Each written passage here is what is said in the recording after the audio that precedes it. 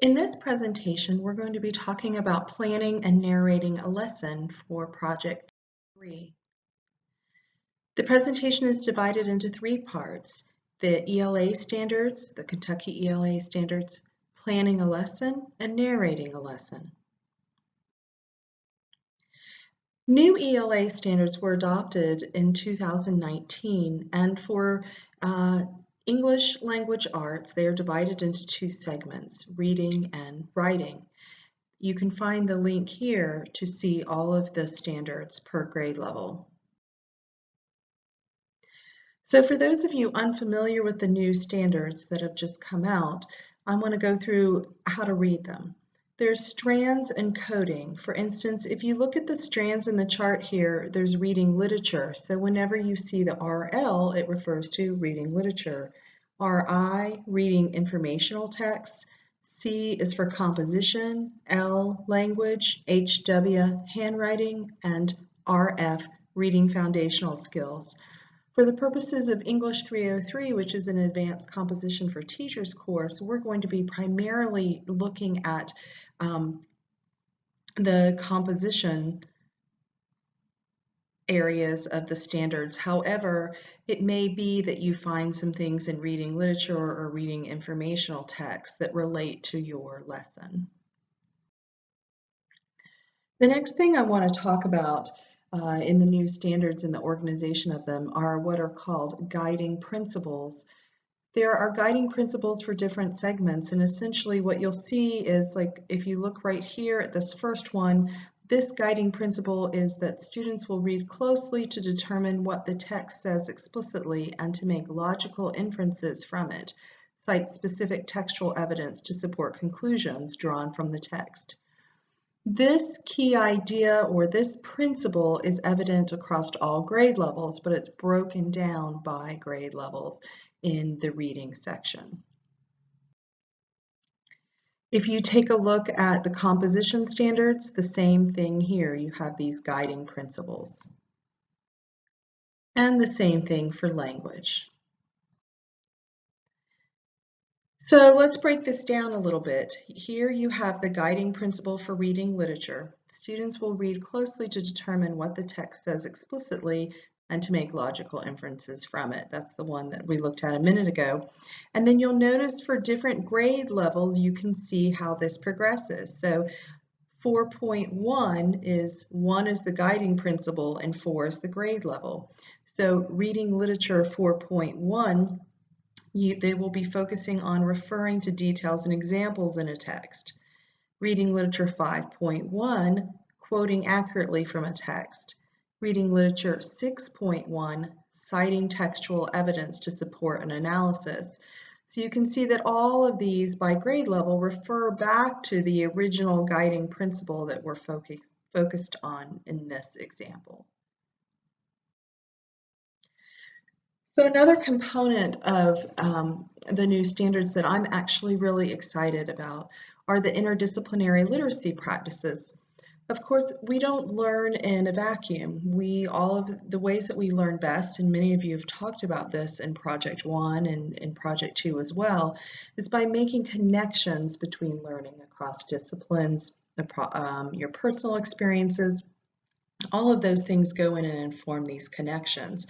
So to say that we only read and write in an English class is an erroneous statement, right? Because often, even in a math class, we may not necessarily think about that immediately, but we're articulating and communicating either orally or in writing how we're working through a process of solving a problem, for instance.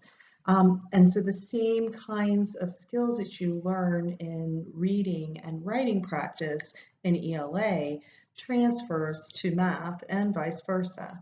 So there are 10 interdisciplinary literacy practices for each grade level, and you'll see this on each page. This is an example of reading standards for informational text, grade 2. And all 10 of them, you're not expected that you will be engaging all 10 of them at once, but likely you're engaging 1 or 2 of them every time you're working through teaching a standard. So let's unpack this a little further. We just looked at the guiding principles, and here's guiding principle number 2. Students will compose informative and explanatory text to examine and convey complex ideas clearly and accurately through the effective selection, organization, and analysis of content. And then you have this broken down by grade level, the same standard. And so then you also have these interdisciplinary literacy practices on the right-hand side. So if they're composing informative and explanatory text to examine and convey complex ideas clearly, let's think about this a minute. Maybe you're having students compose an infographic, for instance. So immediately then recognizing that text is anything that communicates a message relates to that approach to composing informative and explanatory text.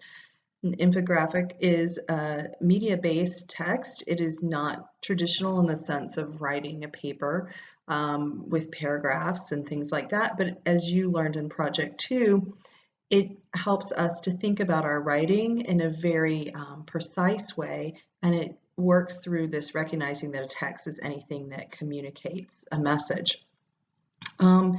You could also look at, I'm trying to think here, also, for instance, maybe you're having them do infographics together and then they're collaborating with others to create new meanings, and certainly with infographics, using digital resources to learn and share with others. So how should you choose an ELA standard or standards for your lesson planning for Project 3?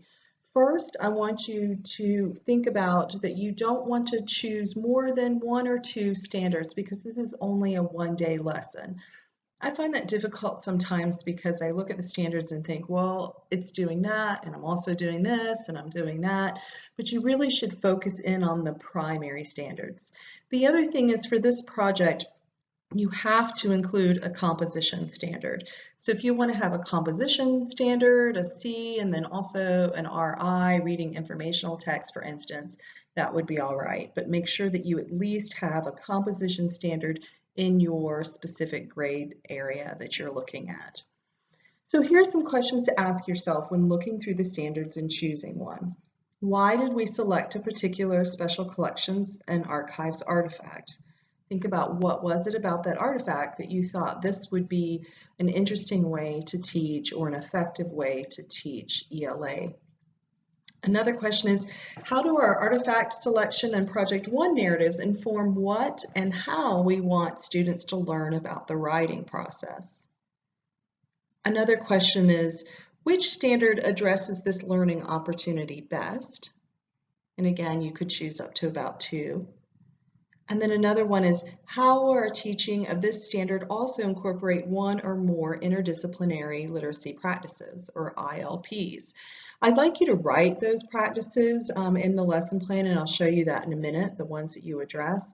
But also I challenge you, often students find that they're automatically doing something in their lesson that would relate to another subject. And so if you can find in the Kentucky standards of another discipline, how it relates to what you're doing, you're welcome to use, for instance, a social studies standards or a math standard that relates. You could use like a composition and a social studies standard, for instance, if you would like to. So now we're going to talk about planning a lesson. The lesson plan template that I'm asking you to complete was designed by a graduate of EKU who is now teaching in Madison County. And she designed this specifically for archives. So it's developed from the National Archives, from the Library of Congress, and also from the Kentucky lesson planning template.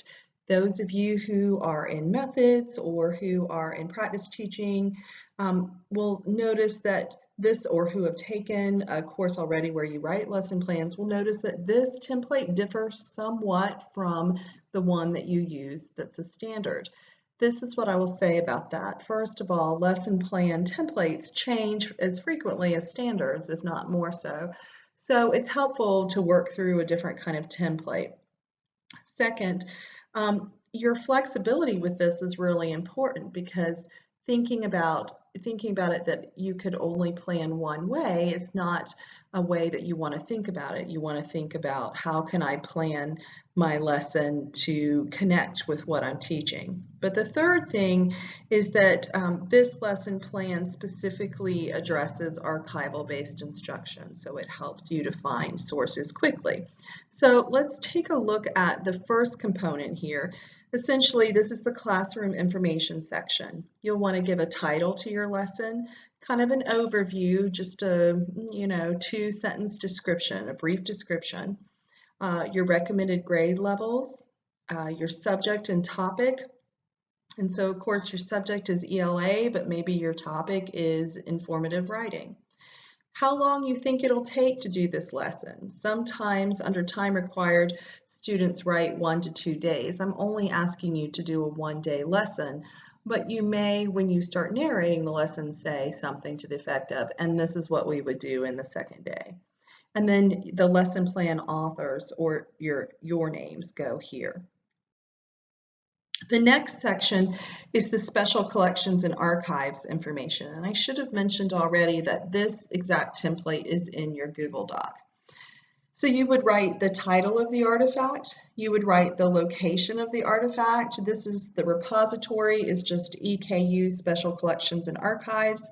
The name of the collection, sometimes if you click on the link, it'll tell you where the collection came from, which may be different than the special collections. The special collections is the repository, and then there are many collections within a repository. And then if you have call number or any kind of information, you should have a URL, at least include the URL here. Topic and era. This is, for instance, you may be able to see that there's a year associated with it, and that's what you would put, like 1960 or whatever. Maybe the topic is protest. Maybe the era is World War II. So maybe the topic is Appalachian life. So make sure you give some kind of information here. And then the artifact description usually is available with the information of the URL that you clicked, but if not, you can just give it a very quick description because you've already written one last week. You would only want to use 1 or 2 sentences from that description. Lesson plan writing is not about really long, drawn out. It needs to be detailed, but also it needs to be summative and precise enough so that someone can look at it quickly and replicate it in the classroom. So the next thing I want you to look at are the learning targets and objectives. First, you're going to identify the academic standard by content area for your objective, and then you're going to develop a learning target. For example, Composition 3.2 reads compose informative and/or explanatory text using writing and digital resources to examine a topic and provide information. So your learning target is an I can statement. A learning target is written in a way that students can understand what it is that they're going to be doing and why they're doing it. So example with 3.2 might be, I can design an infographic to provide information to a digital audience. For materials and resources, you're going to identify what you need to support your instruction and facilitate learning, including appropriate technology. This can be a list. It does not have to be written out as a complete sentence. Also include citations for recommended research to prepare for this lesson. So, for instance, if you know that someone may need to do some background reading on the 1918 pandemic, for instance, then you would provide a link there. So for the lesson procedures, and I know it's kind of hard to see here, but again, it is in your Google Doc, you're going to describe the sequence in which the differentiated strategies and activities or assessments will be used to engage your students and facilitate the attainment of the lesson's objectives. So within this sequence, you need to describe differentiated activities or assessments. You need to identify the questions that you'll use to promote higher order thinking and understanding. You need to provide timing and pacing recommendations. Usually that's in parentheses at the end of each thing. So if step 1 is students will write a journal entry about what they see in the photograph, then you need to put a time in parentheses. You think that's going to take approximately 10 minutes, for instance. Think about your current or previous CED placements when you're thinking about the accommodations and adaptations, and then use those for at least one pretend student. So make sure that you provide at least one accommodation or adaptation in the right-hand side. And often, depending upon the group of students that you're working with, you will have more.